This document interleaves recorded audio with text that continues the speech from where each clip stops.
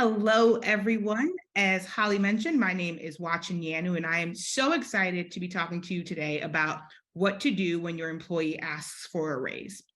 Um, as she mentioned, I know it can be very awkward. It can be awkward if you're prepared. It can be awkward if you feel unprepared. It can be awkward if it's high performing talent. It can be awkward if it's someone who is low performing talent. Like there is no situation for most of us in which talking about money is not awkward. Okay, so when you're having these conversations, one, you want to be specific, you want to be transparent, and you want to show them a path to a win. Those are the three things that are the most important.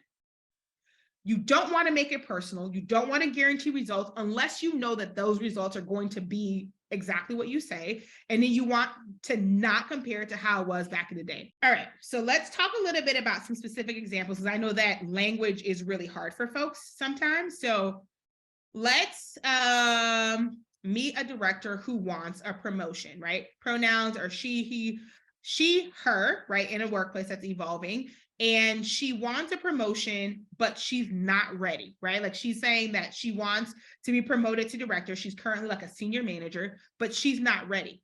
And she comes to me and she says, "Hey, Watchin, I would like to be promoted to director," right? And for me, the answer is no, because she has not displayed that she is ready to be promoted to director. And so I would say, hey, Ben, great, glad to have this conversation with you as we think about what your next steps are professionally and in terms of development. So in order to be promoted to director within this company, here are the skills that you have to that you have had to display consistently. Here are the expectations around how you show up in the workplace, how you build relationships, how you generate revenue, whatever the case may be, like in her specific situation.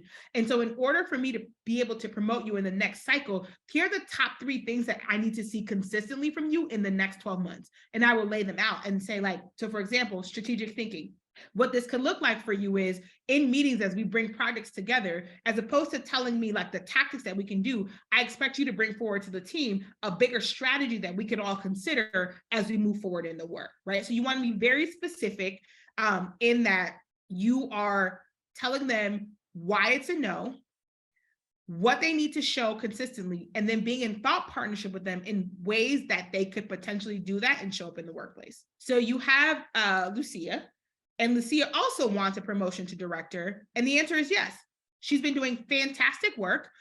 She's ready to go. She's checked all the boxes. But the answer is yes, but it's like, you can't do it right now because you're not in the budget cycle. So in this conversation, I would say, you have been doing excellent work in these specific competencies.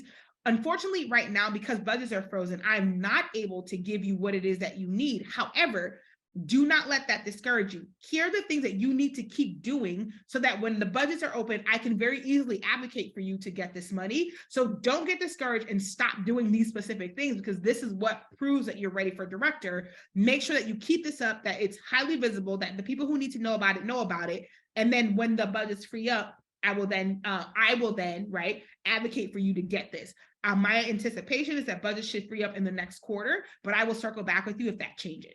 Right? So then they're very clear. They don't have to keep asking you. It's next quarter. That you as the boss have taken the onus to circle back with that person, and then they're going to trust your word because you're actually going to follow back with them. So Steph wants a 20K raise. Steph's not getting the 20K raise because, again, we have very specific ways in which people get paid and the budgets are frozen. But Steph is a rock star, right? And so what do you do in this case?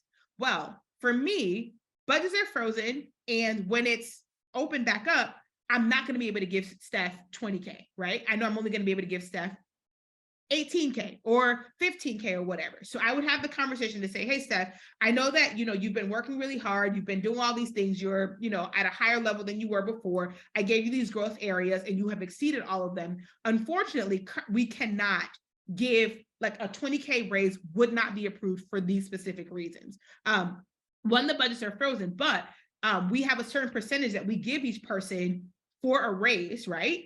And 20K unfortunately exceeds that raise. And so going into it, I will not be able to get this approved, but I do feel that you have earned more money. And so here's what I can advocate for that I know will get approved once the budgets are open." right? So you tell them their raise is unrealistic because it is based on what you can actually do, and then you circle them back. Jeff wants to be manager. Jeff is not ready. He's just not. Like, and Jeff is not going to be manager in the next 5 years because Jeff has a lot of growth that he needs to do, right?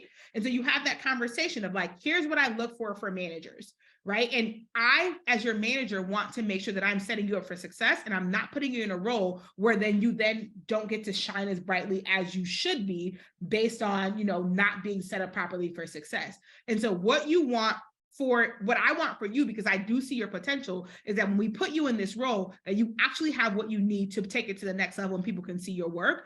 And so here's what I propose. I propose that we do a development plan that then helps you build out the very specific skills that will allow you to shine when you do have the opportunity to become manager. And so in the next 12 months, here's the plan that we're going to work with.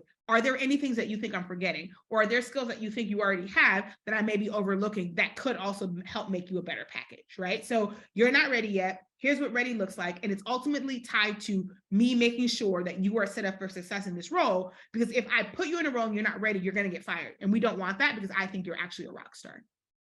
And that's that. I know that was a ton of information. So happy to answer any questions that you guys may have as we wrap this up.